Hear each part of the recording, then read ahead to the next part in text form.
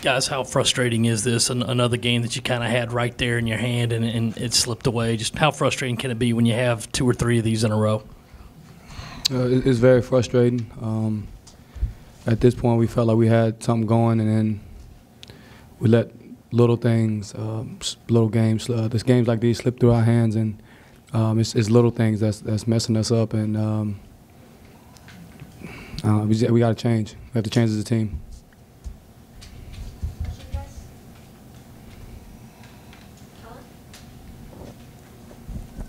Frank, you said you have to change the team. What exactly do you feel like you have to change? What do you guys have to work on moving forward? On-ball defense has to get better. We've been stressing that for the longest, and we're right back at square one. Too many turnovers. We just gave them the ball. And we just got to make easy layups and easy buckets that we can just easily make, that we make in practice. Hey, Chris, it seemed like you really got going late. Just how tough was their interior defense with all those shot blockers they had in there? I mean, it was very tough. At the beginning, you know, the coach told me they're going to, almost all the games they try to double. So when I catch the ball, I always try to look out for the dive or like somebody open, because if I got 2 players on me, somebody is open before I dribble the ball, so I try to look out for somebody diving, and Mike did a good job diving.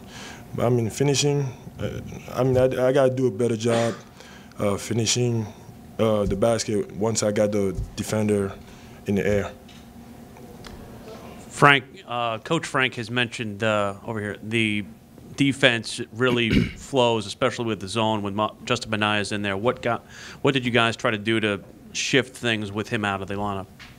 He's a huge part of what we're trying to do. Him going down is. Anybody going down is tough, but with him, he gives us defense, he gives us shot making, he gives us length and size and rebounding. So we lost a lot when he went down, but we just tried to pick up the slack. If he's out, if one man's out, another man has to come in and play, and that's how we play.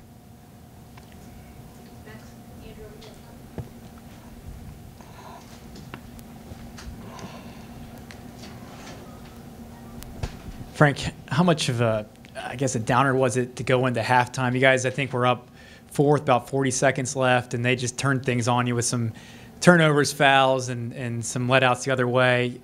Did you feel like you lost that momentum at halftime, and what was that kind of intermission like, and what things did you guys want to do to take that little stretch out of them?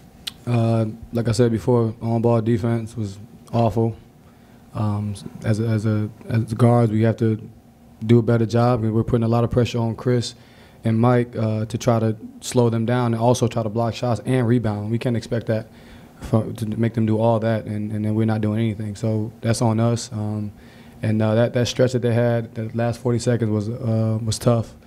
We felt like we finally had a grip on the game, and they made that little run. So it was tough.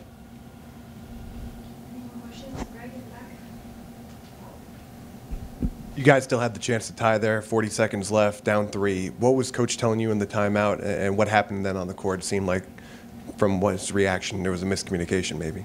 We just didn't run what he asked to run.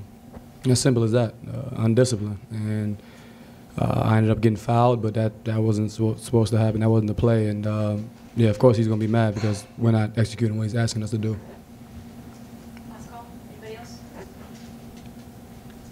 Last question. Emery? Guys, can you speak to the sense of urgency now moving forward? What do you guys have to do to kind of get the ball rolling and get back on the winning track to make sure that you guys are in a good position to make a run down the stretch? Play defense and rebound the ball. We have plenty of guys that can make shots and make layups and make foul shots. We have the pieces. We just have to play defense and rebound the basketball. If we do those 2 things, then it's hard to beat us.